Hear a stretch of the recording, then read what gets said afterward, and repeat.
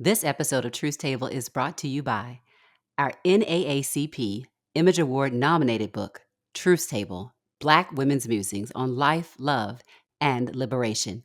Get it where all books are sold. Sisters, how y'all feel? Brothers, y'all all right? If this is your first time at Truth Table, welcome to the table. And if you've been sitting at the table with us all these years, we are so grateful that you have been listening to us through these years, and we are inviting you to partner with us and support our work at patreon.com/truthstable. Now pull up a chair and have a seat at the table with us. Hey y'all, welcome to Truth Table, Midwest Culture for Grace and Truth. I'm Kevin. And I'm Christina. This table is built by Black women and for Black women. So welcome to the table. See how you doing, girl? I'm out here. We are fully dressed like happy Easter eggs today. Listen, we're about to do our Easter speech. Y'all better get ready. I'm not going to get up there and say, and I'm sick of this church. Although sometimes the saints are angry, you know. But I'm not going to do that. Yeah. No, but we are dressed like some Easter lilies. We are. For those who have the YouTube experience, they shall know. They shall know. But yes, see us in our Easter glow. I'm doing really well today. How are you doing? Good. Glad to be at the table. And I'm so glad that we have a third today. Listen, we're not left to fend by ourselves. We are not. It is. We're kind of well into our, I think we're at the point where we can say we're well into our season now. And season 8. And we have a Black woman rising. Come on episode. Now. Come on. This Black woman is on the rise. Rising. And we have LaWanna R. Wilson at the table with us. Welcome, LaWanna. Hello, everyone. Hello, Thank you for joining. Excuse me.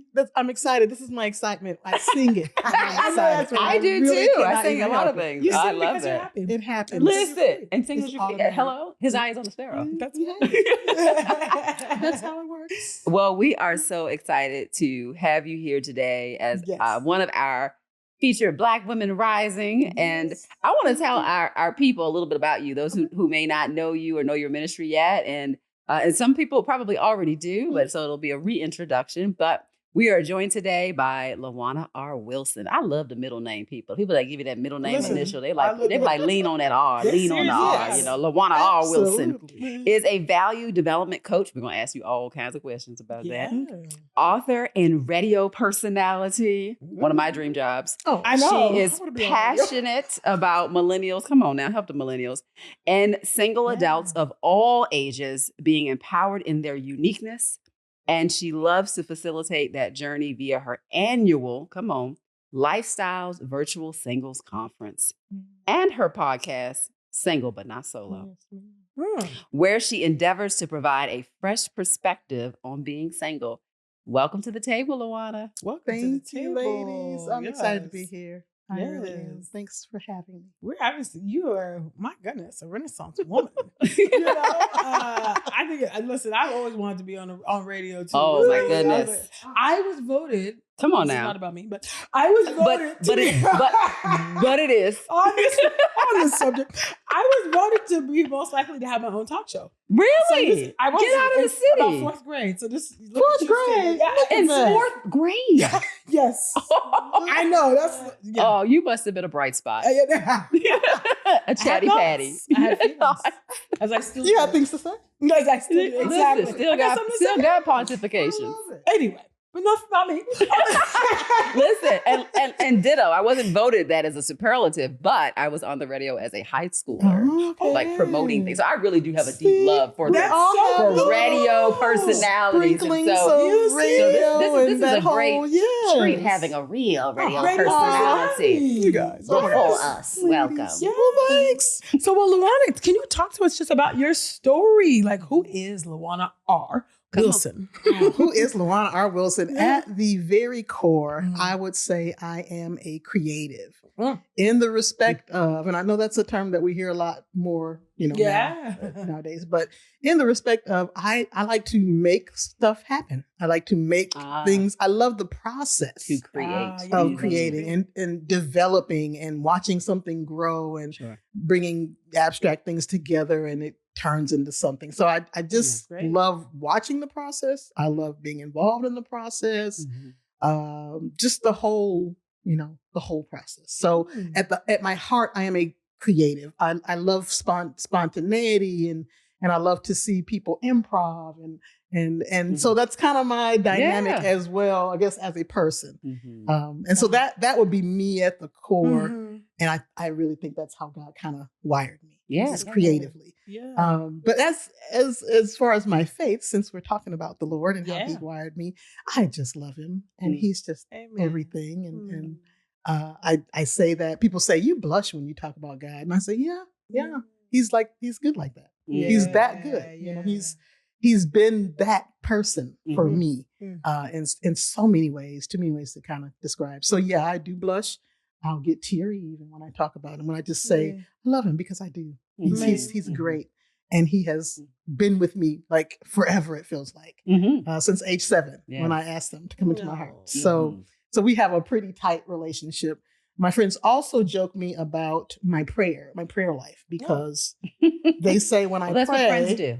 When I pray, they say that they feel like they're coming into the middle of a conversation that's already been. So they feel kind of like, they feel like, hello.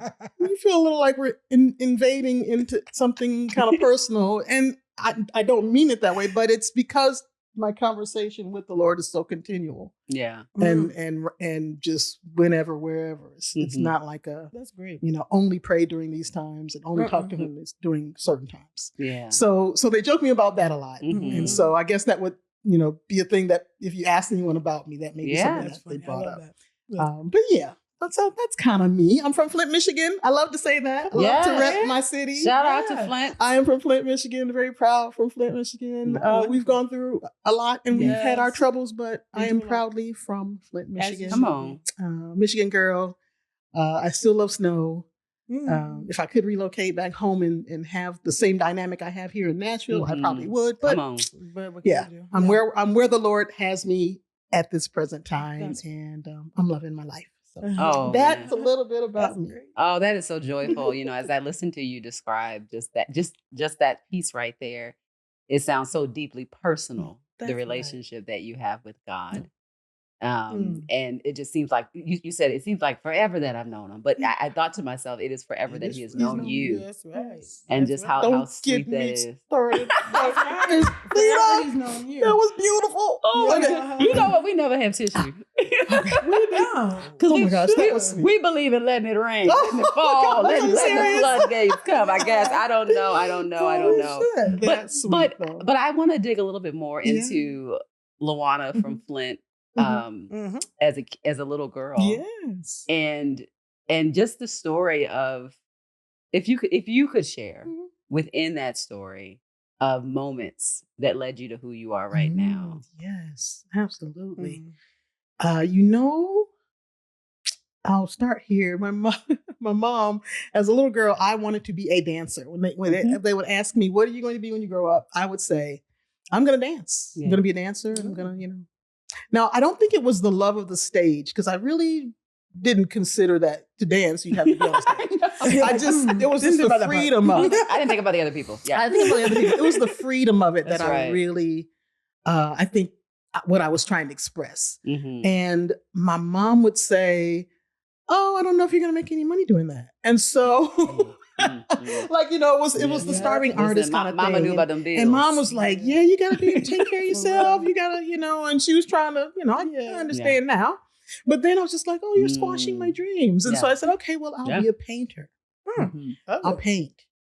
She's like, "Okay." Come on, creative. Not sure. How much money that's going to make you, but okay. Are you painting houses or what are we painting? I'm going to paint pictures, Mom. I love painting. So from that, we progressed. As I grew older, I said, "Okay, well, I'm going to write books." That was my 3rd grade. Wow, I remember vividly. I'll write books. I'll be an author. I'll write books. That was sounding a little bit better to Mom, but still, bills were an issue, right? You're just concerned about your child's life. And so as a little girl, I went through these stages of trying to declare what I was going to be. Yeah. And then the reality, check. Well, I don't know.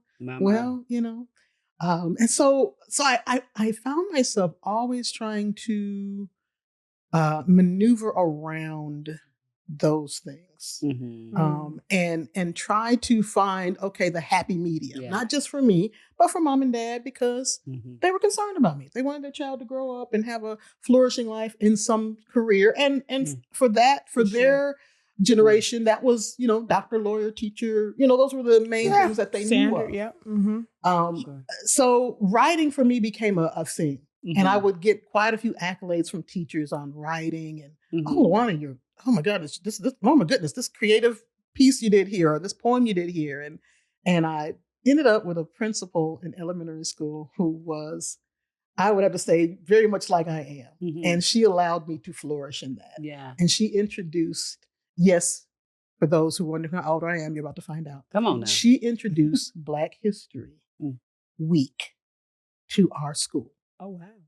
And so I had an opportunity to do everything from write, to recite poetry, to act, to sing. And so now I'm tapping into all the stuff that is me. All the creative juices. And, people are, mom is getting, pats on the back and, oh, LaWanna's and now mom is like, oh, I do. I see. Gifted. Yeah, we've always told her to run with that. Be great. So, she's getting these little glimpses and dad's getting these little glimpses. Now, dad was the cheerleader. And he was like, oh, don't worry about it, baby. Don't worry about it. I'm going to get you a record contract. When he first heard me say he said, I'm getting you a record contract. I'm like, okay, Dad. Now in the back of my mind, I'm like, I know how that doesn't happen like that. Like you go out and get one. Like he was saying. He gonna pick it up at the store. However, you were in Michigan. So I'm just in Motown wasn't too far. I don't know. But knowing a little bit, I was like, he's just not gonna go out and get that. But it was just the sentiment and that he saw something great. And he was like, that deserves investment. Now, whether he knew how to actually invest or not necessarily, but eventually I did start taking voice classes and things like that. So I think the first real opportunity for me as a little girl to really just be in my element was singing, writing and singing. And so I did that for I still do it, but most of my childhood growing up, choir at church, plays and things like that, productions at school. And that gave me an opportunity to really work that muscle and be confident in that. So you can pretty much put me on any stage and I can, that just, it's natural. It comes natural. But we had a really great dynamic in the household. One brother, 3 sisters, my mom and dad. And a friend of mine asked me the other day about, how we interacted. And I said, we aren't the touchy-feelyest family. However, we know how much we love each other. But we were very like, you have your space, I have my space. And when we wanted to play together, we played together. And when we didn't, it was like, nobody's offended. It's just like, you're in your space, I'm in mine. And so, that really taught me a lot about just allowing people their time, their space, their boundaries. I'm very sensitive about that, not just for myself, but for people. For others, I want people to feel safe around me, and I want to feel safe around people. And so that's kind of the environment I grew up in. And my parents really did their best to cultivate, a strong sense of self. My dad was very big on personal boundaries. Keep your hands to yourself, and everybody else keeps their hands to themselves. Basically, he's like, don't let. He's always like, don't let this. If they say this, you say that. He was very much like protective of his girls and trying to make sure that we knew how to handle things when we were out in public. And when I look at myself now, I still function in a lot of that safe distance. Are you good? I'm good. And I'm very sensitive in that respect of just trying to make sure I'm navigating people's spaces in a way that is honoring of them and that they learn, how I'm carrying myself. This is how you honor me. And so that's kind of my environment as a child growing up, a household of faith. We went to church every Sunday and we were involved regularly There were no breaks, you know.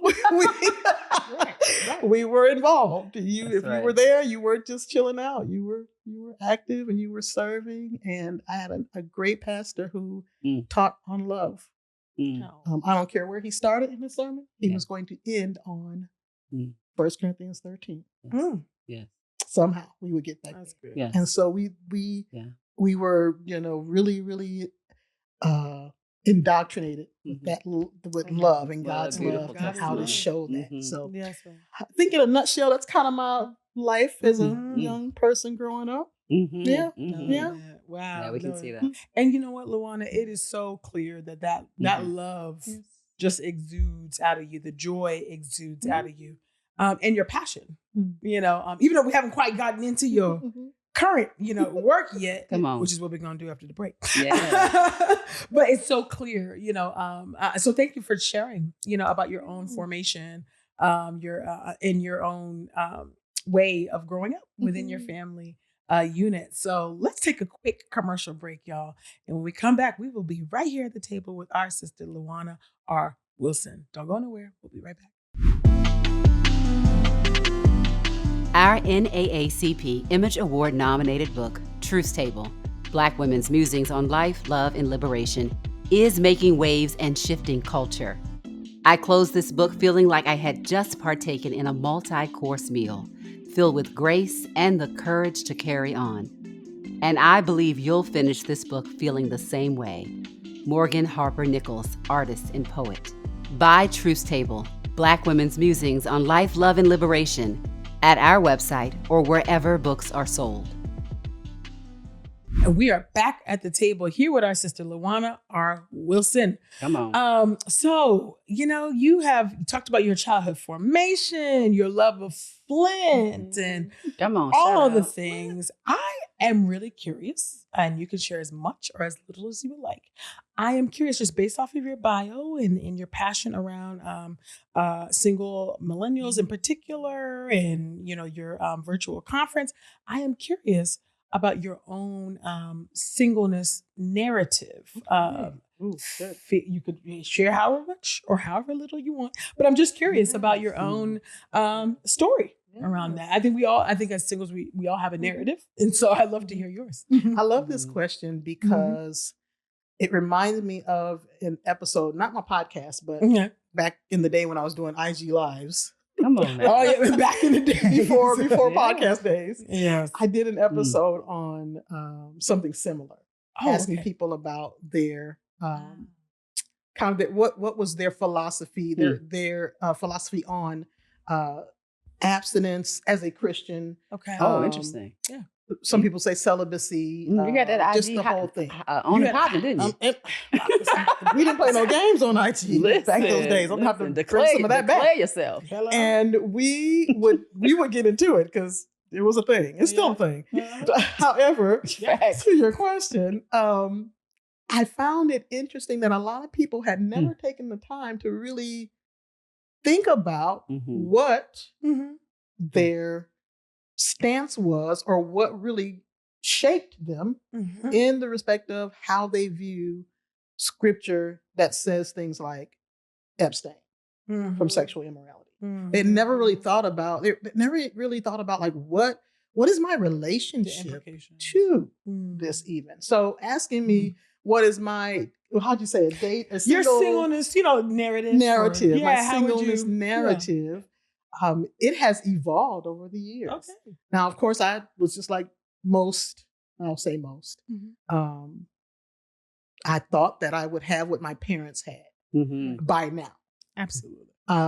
Which, in my opinion, was my goal. But I've learned so much along the way. And I'll try to keep it brief. But I've learned so much along the way, which has really gotten me into this whole space of trying to help other singles. Because I see that we've never really thought about it. We're just we're caught up in the flow of just culture, really. Yeah. Can't even really say Christianity and how that relates, but we're really just in the flow of culture, and we're treading water trying to figure out, how to do this. Yeah. Personally, I still want to be married. even at this age that I am. Amen. I still believe that God created marriage, that it is it's very much a kingdom thing. That is, it's not what we see society has made it into. And I do want that for all of my singles who follow me and who will come across me. I think people think that because I'm 50 something now, that fabulous 50. Yeah. So Gen X. Loving it. Gen X, yeah. And that's so Shout out I think to they Gen think X. that, well, once you get that age, you don't really care anymore, or you just kind of living your life and it doesn't really matter. No, I like the thank you for being honest about I still want that. Yeah.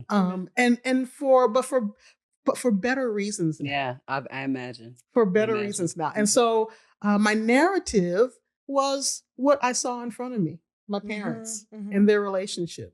And I think they did a pretty decent job of demonstrating to us the work it takes to have something longevous. Mom and dad were together 52 years before he went home to be with the Lord. So there's a lot more to it than the stuff that we're talking about nowadays on social media. To have something like that. So my narrative is yes, I love what God created, and I would like to experience that kind of companionship, that kind of support, and the dynamic of having someone there to keep you encouraged, for you to help grow, help thrive, help all the things. What it should be. What it should be. What it should be. That's what I desire. Yes. And that is what I desire for my singles that listen to my message. So, and may God do it for you. And all of those who are waiting. Thank you so much for sharing that. I want to shift into the honesty of your ministry and the joy of your ministry. Because I think holding those two things together are so important, both the joy and the honesty of it, right? To be able to say, like, yeah, I still would like to be married right now. And also to reflect on, but yet there's more to this. There's a glory. There's something sanctifying. There's something that God is doing in the midst of this. Can you talk a little bit about how you're able to hold those two things together? The truth of the matter and the greater joy in the matter of singleness, and how that informs the ministry that you do. That's a good question. That is a very good question. And probably one of the ones I get pretty often. They want to know, LaWanna, how do you do this? How do you stay encouraged? How do you, how do you not let all the things get you sad and burdened and weary, just like us? At any given moment, you ladies know, you can go on social media and find an argument between us and them, the men and the women. And we're at it. And it can look so hopeless. It can look like this is never going to work. We're never going to get on the same page. It almost looks like a conspiracy. It does. conspiracy. And part of me feels like it is. Yeah. I kind of feel like there's something up. However, for me, it goes back to my relationship with the Lord. I had to resolve that God knew what was best for me. And not only that, the depth of his love for me, that he would not allow me to just stumble into something. I also know that he loves me enough to where, even though this is a desire of mine, and it's a great desire of mine, his will is above that.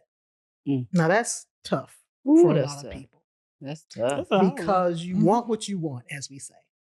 And we really think God should just get on the bandwagon with me. This is what I want, Lord. Just come on, come on, Lord, get with it. And you can do all the things. Get with it. I see it. Lord. Get on the page with me. I just, it's in the Bible. Like, what's, the problem? Why? But his will is above that. And if he can get greater glory out of me being single for the what I would call extended time that I have been single. Yeah. Y'all, so be it. Amen. And I know that's not popular. That's whatever my lot thou hast taught me to say. It is well. That's right. It really is. And I get emotional saying it because I am very, very well aware of some of the friends, close friends and acquaintances who are just like, I don't want this. I want to be married. This is hard. I don't want to be single anymore. Mm-hmm. And I hear them. Mm-hmm. And I want so badly to be able to communicate to them that there is such great purpose in your singleness. And so that's why we had to kind of come up with something, a way to do that. And people were, coming to me for that sort of thing anyway. Yeah. So it kind of felt like a natural transition to do the Single But Not Solo podcast because people needed to know that you're single. Okay. Okay. Might not be your favorite space right now. However, you're not solo out here just flying, just wherever happenstance, whatever. God is your pilot, and he's got a direction and a purpose and a reason behind all of it. And just because you don't know it in detail doesn't make it bad, doesn't make it something undesirable or something to be resisted and just miserable over. So instead of trying to get God on our page and come on, God, let's wrap this single season up. Instead of that, how about we get on his page? That's right. And if we can do that, this stage of singleness, however long that may be, whether that may be indefinite, I'm going to say it like that. That's right. Yeah. Or whether there's someone down the line that you are going to meet, you will do that gracefully. You will be a blessing to others as a result of that. Just so much more fruit can come from that than just the dating pool has pee in it. I don't want to be here. I mean, like, who is that? Who is that helping? Have y'all heard that? Yeah, I've heard lived it and maybe myself. said it. I've lived it myself, but that's okay. So it's purpose. There's purpose in it, and I just need us to get there and get off of this whole woe is me. I'm not going. And that's not to say I don't have my days. Yeah, it's just to say that. Yeah. I don't stay there. I try not to stay there. The Lord's graced you for it. That's what it sounds like. And he can grace us. And he can grace us. And God does grace us. He does. For whatever season. Absolutely. We are in. I think I often say sometimes we don't always know what we're asking for. Yes, it is a good thing. It's a good desire. But sometimes you just don't know what's on the other side. You only know what you know on this side of the altar. You don't know what's waiting for you on the other side. So the Lord has graced you, and he has graced us for our various seasons in life. So thank you for that. I prayed the prayer. Lord, your will be done. I prayed it. Well, did you pray? I prayed the prayer. I have prayed that prayer. I prayed, Lord, get the glory out of my life. I prayed it. I don't pray that a lot. But I did. I do. I have a different relationship with prayer, LaWanna. I meant it when I said it, but Amen. I didn't know you didn't know. So here we are. That's so funny. LaWanna, I'm curious about your Gen X. Yes. And so I'm curious about your own particular connection to, I guess the real question is, why single millennials and not maybe single Gen X? What is it that you were observing among millennials that may be different from Generation X with regard to singleness? Was there anything you were observing? Like, why the connection to millennials? And because, the youngest millennial is now 28. That's right. The oldest is now 42. And so I'm curious about, why millennials? Millennials find me. Yeah. Oh, okay. I dare say I rarely have to look for them. In the workplace, just in random social settings, millennials find me. Okay. And the other scary thing is, not only do they find me, they listen to me. And I could not figure that out. You're like, well, it is. I was like, now this is interesting. Yeah.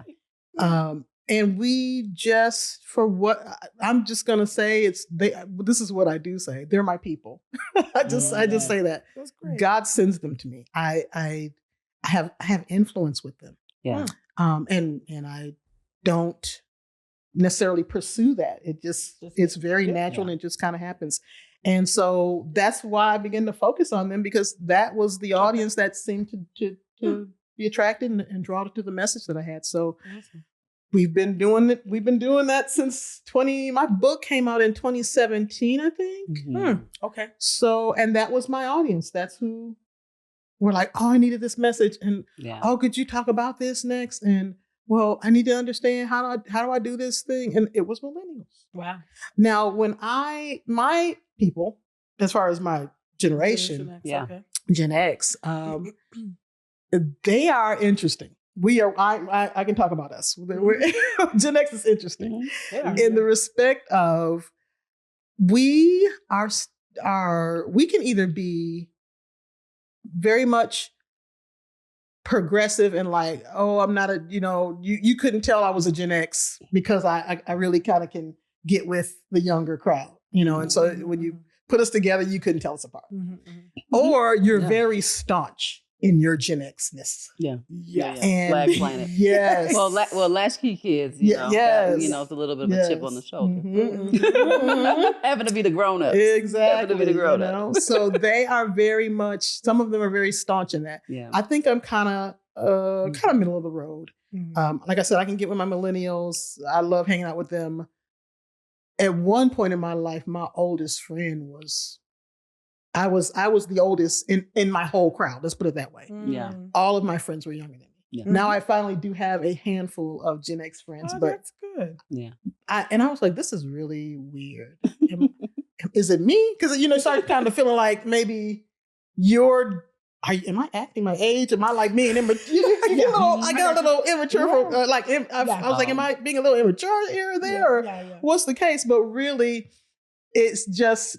And my mom says it the best. She said, "You just have a youthful spirit, and people just people just don't. They can't tell how old you are." And I'm like, "Oh, interesting." I don't really have a thing about age. I don't really care if people know or not, But that just tended to be my crowd and who I got along with best, and who got along with me. So yeah.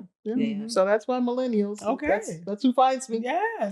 You see any differences between the way that the generation think about, handle, understand, or navigate their singleness? Absolutely. And this is something that I kind of caution Gen Xers about, is to make sure that, because millennials are looking at us, they are watching us. And so, okay, I understand that things didn't work out or you're not having the best time dating or whatever. But let's not put that out there to the point where now millennials are, and this is what I do get from millennials, a lot of fear, a lot of fear. Oh, I just can't. Oh, I just don't know. And so overwhelmed. And millennials have been the ones who are trying to get it right. They're the ones who like labels, and they like to know, like, name this. What is that? What am I feeling like now? Okay, tell me what that is. You have to turn down the anxiety. Yeah. They think about. I'm just like, they want that. People think that clarity turns down anxiety. Yeah. So that's what I'm finding the difference. We're kind of like, we're a little jaded, Gen X. And so we can kind of be like, it's just gonna be like this. We can be very like, and that's just, that's just like, no hope at all. I don't know what you want me to tell you. I don't know what you want me to This is what I went through. So it can be a little hard. That's better than what I had. Yeah. And millennials are like, because they really want that hope, and they want like, tell me it's going to get better. So those are the big differences that I've noticed as each generation approaches the singleness thing. Very sweet. Well, and then I know you have this amazing virtual conference. Yes. When I first met you, we chatted a little bit about it, and you shared some of that with me. But would you introduce our listeners to the conference, the purpose of it, who shows up? And here, I think this might be the $1 million question, although I can't pay myself. I do think people are probably wondering, what about the men? Oh gosh. What about the single men? So tell us about the conference, and then that question of what are you seeing and learning about the men that are single? Those men folk, we love them. Amen. Amen. We pray for them. We love them. We pray for them. Amen. Lifestyles Virtual Singles Conference came out of the pandemic. Yeah. I was sitting at home like all other people were sitting at home on lockdown or whatever they called it back then. What was quarantine? Quarantine. It was both. Lockdown, quarantine. Yeah. And kind of thinking through like where is this headed? We were worried. because it was 20. We had already done 2020 and we were into 2021. And it was just like, how much longer is this, you know? And as a single person, our community is outside. You know, we go to, you know, we're just home by ourselves. So we go out to meet, be with, interact and be with others. And we couldn't. Yeah. And so a moment of like, oh my God, what are we going to do, Lord? Kind of hit me. And I said, well, if I'm sitting here feeling like that, clearly there are other singles that are at home right now. Nobody home, nobody but them at home, and feeling like, oh my gosh, how am I going to meet her or him now? Because this is how we do it. We got to be out. We can't be at home. And we had no solution. And so in my own personal wrestling with that, the Lord downloaded, well, there might be a way to kind of still encourage and keep each other, you know, supported. I was like, oh, what you got going? What you think, Lord? What's going on? What we got? What you got on me? You talking to your BFF. You're right. Just, you know, what you talking about? And the conference just kind of began to unfold in my head. And I just started taking notes and just kind of, you know, making a little outline. I was like, am I really about to do a virtual singles conference? Yes, you are. Am I about to do it? And I've never done anything like this before. That's right. It was sounds like God. Listen, you know, it was hilarious. The first one was really fun and funny because I mean, literally, I didn't know what I was doing. I was like, okay, we need Zoom. That's how we're going to get us all on here. Well, I didn't at that moment. I only had Zoom for work. I didn't even have a personal Zoom account. Nobody had, you know, we weren't doing that. Yeah. The pandemic made us do now all this, right? Now we're all zoomed out. Oh my gosh, are we? And so I called a friend. I said, hey, do you have a Zoom account? Okay, how many people can you get on your Zoom? Okay, I need to use it on this date. And I set a date. Yeah. I was like, okay, now I need speakers. And so I had been interacting online with all these different people because I was in classes and because you're trying to keep busy. And so I'm in this class, I'm on this online webinar, I'm this, I'm that. And so we're interacting, we're kind of building community online because we're stuck in the house. And so I'm like, well, I could just ask these people if they'd like to, you know, I knew therapists, I knew pastors, I knew, you know, all sorts of people online. So it's like, just ask them and see if they're available. And sure enough, I got what I call my dream team of speakers for my conference. Wonderful. Opened up, had praise and worship. Some of my friends I asked them if they would lead for me, and they're singers and worshipers, and they opened us up, and I did a little brief opening, and then we went on into the different speakers. We had a married panel. Where the singles could ask questions and really get some real life, actual, factual, like what it's like being married and get out of our fairy tales in our heads and actually hear like what's happening. So I had couples from, you know, a couple years married to, you know, in their tens and up married. And so I gave them variety on that. We had a spoken word artist. We had music. So it just really turned into a whole actual conference, but just online. And my prayer was, Lord, I want us to feel like we're together. And I want people to feel supported and encouraged. The first conference wasn't even really about dating relationships, even though I had a few segments in there about it. It was about feeling empowered and getting your hope back. Because I felt like that's where we really were at that moment. And people literally were in tears as we signed off. I'm sure. And they were, thank you so much. I felt like I was there. And I was just like, oh my gosh. And really, you've really felt the presence of the Lord. And I was shocked. I was just following, being obedient. That's wonderful. So it's been, since then, it's like, well, Lord, was that a one-time thing? And he's like, hey, we're going to do it until I tell you to stop. So every year. So since 2021? 2021. Okay. Wow. We've been doing it ever since. Be the 5th year next year. So I'm thinking about doing. Really? Wow. Yeah. Thinking about doing a little live in person. Time jams. It does. It goes. It does go. Wow. That's amazing. Well, you know what my second question was. Okay. That sounds so important, so meaningful. Seeing a need, making a space for it, being obedient to God. All of those pieces are incredibly important. The second part of my question was, what about the men? That's right. The men. What about single men? Yes. And I think What I have noticed, I'm an outsider. I have not been single in many years. I've been married for over 20 years. Been married a long time. Praise God. But I am praise the Lord. But I am particularly attentive to language. And you're right. Like there's pee in the dating pool. People say things like that, you know. And I get why people say it. Sometimes they're being funny. It's humor to kind of lighten the lift. And sometimes they're like, no, there's really pee in the pool. You know, all kinds of feelings are coming out. But I also have noticed the way people think about single men and the frustration and that the depth of that frustration. And to the point where it could even become maybe even a little dehumanizing. So talk a little bit about what you have seen from single men and what's the deal with them? What is really going on? Yeah. Dr. Christina, it's a real thing. What we're experiencing with our wonderful men. You're just not going to hear me talk bad about them. I'm sorry. I get that from my mom. She's not going to talk bad about anybody. That's just not in me. My mom never says anything negative about a person. She's going to find something to compliment you on.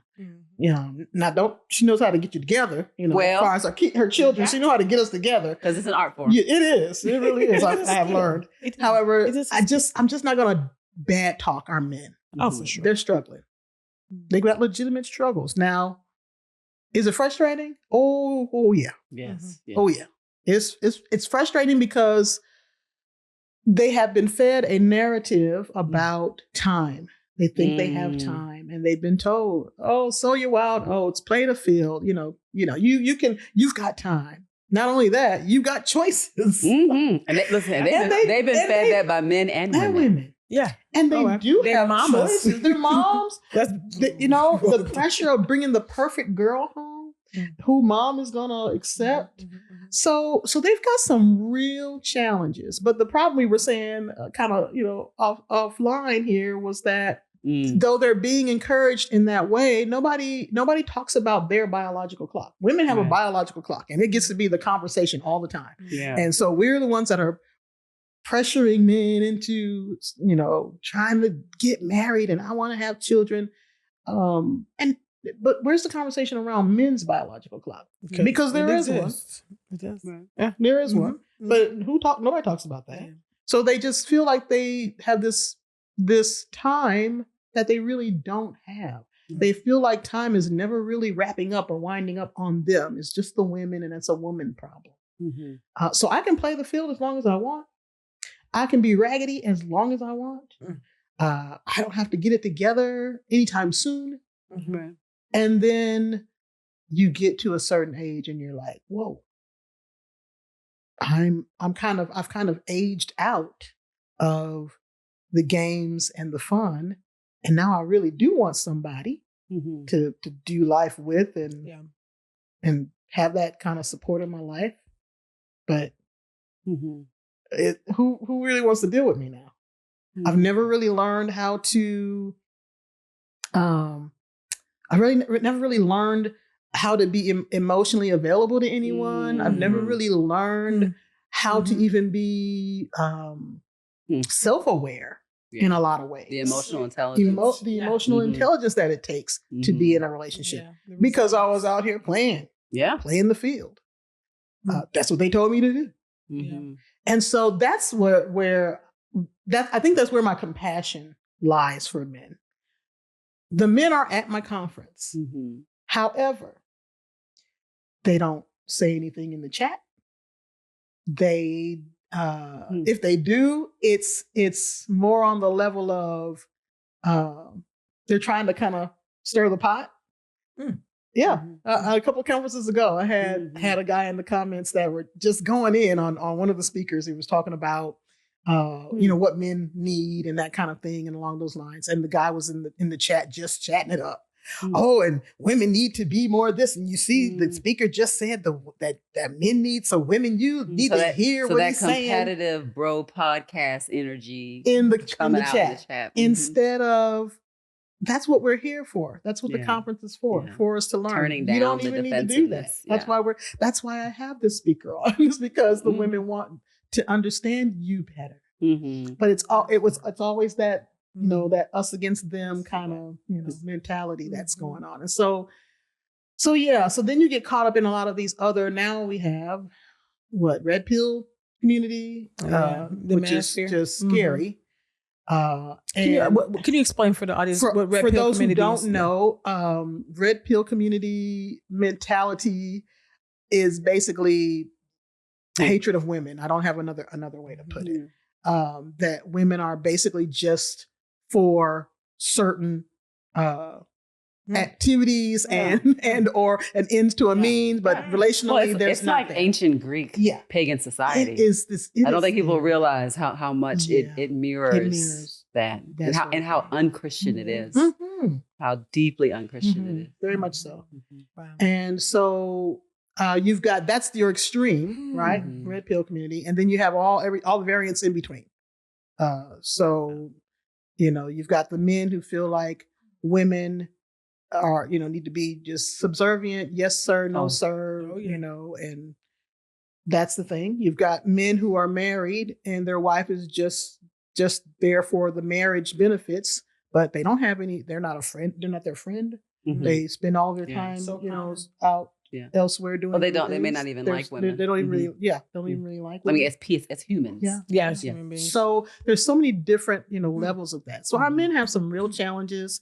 Yes, they come to the conferences. I've seen them there more the latter few years than I had in the beginning. In the beginning, I wanted to do breakout sessions and have the men have theirs with a male lead, and women have theirs.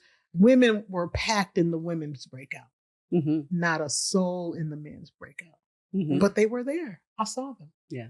I knew they were there, but they just, so the need for them to really open up and get the help that they need is so prevalent. However, I just don't know. They're only now, maybe in the last 6 or 7 years, that I'm seeing and hearing more voices for men, encouraging men, open up, let's heal, let's learn, let's grow, let's deal with the trauma or whatever it is.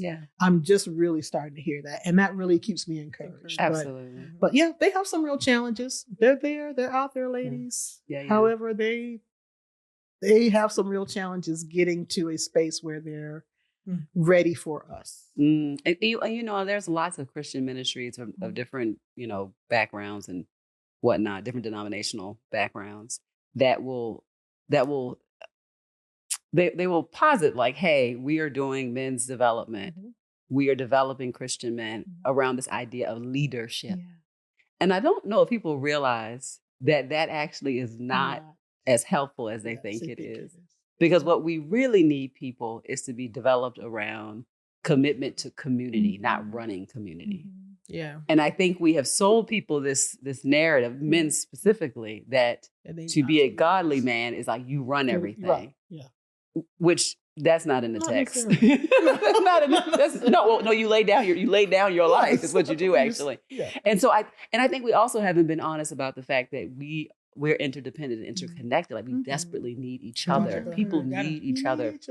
And it's not an insult to your manhood. It's an affirmation of your design that you need someone else. And so I would this is my appeal, particularly to our brothers who are in ministry who listen to this podcast, that there is an opportunity for great work to be done, to nurture and to love and to empower and to disciple and to point men to the community that they are made for, that they're designed for, and that they deserve. They deserve that. So yeah, I think that men probably are listening to women figuring out how to figure them out.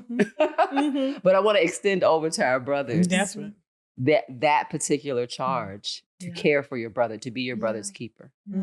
And the reason we're trying to figure you out is because we really do want the best for you, men.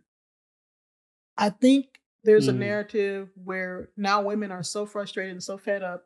So now we're just, venting a lot online. And it's coming, which is a thing. And it's coming off as if, women, you don't understand, and women are just, it's the same narrative. You talk too much, and you're saying too much, you're just nagging, and it's not all of it. A lot of it, maybe. Some of it, maybe, but not all of it. Yeah. It really is our coping mechanism, I think, a part of it. Yeah.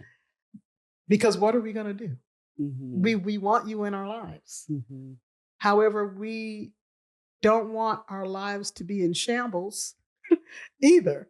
Hello. And we know that we women are perceptive like that. We can pick up on that energy, and we know when a guy is at a space where he just wouldn't be good for what I'm trying to do. Mm-hmm. Maybe later, I don't know. Mm-hmm. But and then I don't really have the time. Mm-hmm. Do I have that time just to wait and hope that you are going to eventually get to that space where you want to heal, where you want to progress? Well, what do I do? And to heal from something that you may not recognize is even broken. Yes, exactly. So I'm waiting to even that you would even recognize it. Yeah. To even know that that's where you are. That you know, so there's a lot. So when you see women trying to, you see us over here trying to figure you all out, and we're having all these discussions about the men. That's what it a lot of times is. It's women trying to cope with the fact that I really do want a man in my life. But my life is my most precious commodity. Yes. I can't just hand that over to anyone, just anyone. That's all it is. We love y'all. The tension of that. But, the tension of it. I so many thoughts. Because it's personal. I think it's personal for us. I think all of us, honestly, we really truly are community minded, and if we hold on to our collectivist, posture, as a people, then it really should concern all of us, married, single, whatever, widow, divorced. It should all concern us. What's happening, in our community. In the Truth Table book, I wrote a chapter entitled "Hidden in Plain Sight: A Single Black Woman's Manifesto." In that book, I'm just citing it because I just remember framing it as a civil rights issue. I do actually think it is a crisis, in our community. It's not just, men don't want to get married, Black women don't want to get married. No, it's not. I just reject any pathological, type of, diagnosis in our. I just reject that, outright. But I do think that there is a crisis, there's a systemic issue, in our community, and I'm curious about your thoughts about. I mean, I don't know if you've thought about this, but some ways in which we can begin to come together. In that book, I propose a Pan-African approach to it, because we just don't always have just the numbers here. So I do actually think it needs to be all hands on deck. Yeah, it's got to be a global Black thing where we all come together and see how we can begin to bring one another. And so I'm wondering if in your ministry, is there, I don't know how to say this, maybe a matchmaking component? Is there a way in which people can begin to actualize, the tools that they're learning, and the wisdom that they're getting? Are there people that are coming together within the community of your ministry? And if not, then are you outsourcing and telling them, go here or go there? Like, are people getting together? I guess that's really what my question. How can we solve the issue? How can we solve the issue? It's a beautiful introduction. Like, other people getting together. Right. Yeah, I'm just really concerned, because I'm like, what are we going to do? Keep spinning. We know the issue. Are we going to keep spinning our circle or around in circles? Or is there a solution, for us? Is there a way? I agree. We need to get out and get around each other. I, as you know, been doing the virtual conference, of course, online for these several years now. So this next year is the first year that I'm like, we're going to have to see each other. It's time to see each other. It's time to be in each other's space and face and actually connect. Present. And so we're looking at still having it online for those who, of course, aren't able to travel. Still stream it, but actually do something in person. Okay. So that, as you said, the skills we're learning, the information we're gathering, we can actually put it to use. Okay. Yeah. Now, I'm good for that's about the extent right now, because I'm still kind of in the planning phases. However, I am good for this. You can ask my friends. If I see something, an event, some sort of organization where it appears that the men are going to be the larger demographic, I will email, text, DM, be like, hey, you need to be in the place. I don't know what I don't know. Just come and be there. Casually be walking by. Take a jog in the area. I don't know. Get there. Just be like, I think we as women, because of all the things, we can get a little like, never mind. I just, and we do. And so we're not helping the situation. So it's like, okay, at least at the very least, just be there. Just and be present and strike up a conversation and just be yourself. And let's at least put some effort, some motion to it. We can have discussion. We can. Ladies, we can talk about it forever. We can have a discussion, meeting, webinar, conference after conference about the topic. And then it's a moment where it's like, okay, let's do something. And then you get all the excuses. Oh, girl, I don't know if I gotta find something to wear. Oh, my hair. Oh, that's not a good time for me. Oh, I'll just be getting off work and I gotta do this and that. No, friends, we have to be intentional. I'm stepping on my own toes when I talk about this because it as extroverted as I may appear, I'm quite integrated when it comes to certain things. And this is one of them. And so I have to be like, LaWanna, get your little self together. And I literally talk myself through it. And I find one friend. That's right. We doing it. Get your wing woman. Get it. Let's go. And then I can't back out because I'll be letting her. You're the one. And vice versa. So, I mean, you do what works for you. But we have to get together in the same spaces and start changing this conversation. And that's what I really want to see more of. I agree. I like that you said that. I think that's what we're missing is third spaces.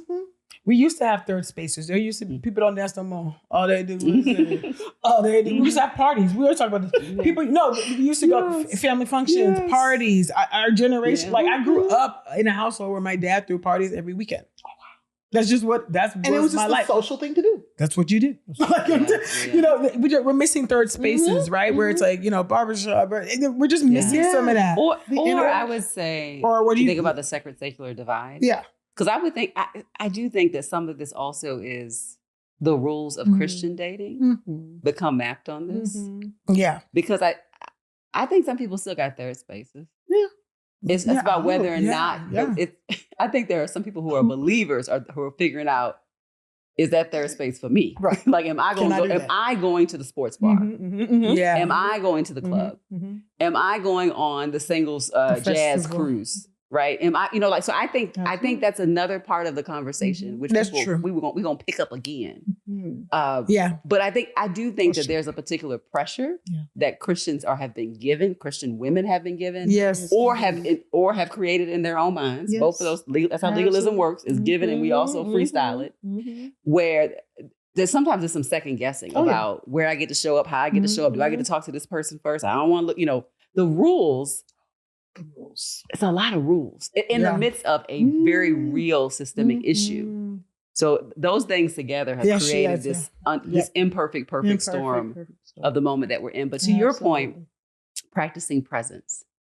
Practicing presence is essential for any relationship. Any relationship. Taking a little risk. I am so excited about the work that you're doing, LaWanna R. Wilson. And tell us what that R stands for. The R is for Ruth. Come on now. We all have an R in our name. My sisters, my mom did that on purpose. So all of our initials are LRW. Come on now. On purpose. And we just have Mama is intentional. She was very intentional. Mama is intentional. And so I got Ruth, and I love that because there's so much meaning behind that name. The story of Ruth, and just the story of Ruth. Yes, God's providence. So timing. Yes. So that's my middle name. Awesome. We are so grateful to have you here. Oh today my gosh, and this to was so support great. your work. I know that. Listen, I know that the ladies are going to be finding you and following up. Oh, yes. Actually, yeah. Can you tell them? Can you talk to our ladies? Find me, men, folks. Where can they follow you? Where can they follow you? Where can they tune in to you? Yeah. Talk to the people. LaWanna R. Wilson on all platforms. Okay. You can find me. You can find me Single But Not Solo podcast on YouTube, as well as all of your favorite podcasting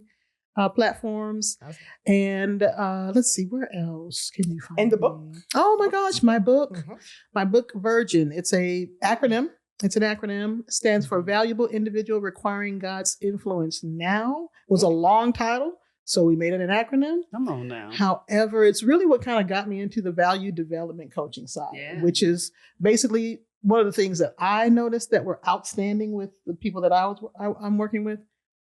They just didn't understand that their worth and that they are their greatest asset. And we got to start there. I mean, that's kind of like ground zero before you even branch out to the other stuff. That's right. We got to get that right. Yeah. So that's really kind of what started that. So that's the book, and it's really for anyone. But I, of course, do market it towards my millennials and even younger with that book. I love that. That's great. Thank you so much, LaWanna. Yeah, you are doing the work that needs to be done. Thank you for taking a seat at the table with us, and of course, to our listeners, we want to thank y'all for taking a seat at the table with us as well. Ooh, I know y'all got thoughts, so please send your comments, send your tweets, send your emails, all of that. Y'all can, where to find Truth Table on X, formerly Twitter, Instagram, Facebook, or you can email us at asktruthstable@gmail.com. Don't forget to rate and review the show on iTunes and subscribe on your favorite podcast player. And Black women, did you know that Facebook, you should know about it, but Truth Table has a Facebook discipleship group. We would love to have you join us. You have to answer the entry questions, agree to the group rules, and you will be admitted into the group so that you can learn about discipleship and all of the things that we talk about here on the show as well. So thank you all for taking a seat at the table with us. We have been your hosts, Ekemini and Christina. We'll see you soon on the next Truth Table. Bye, y'all.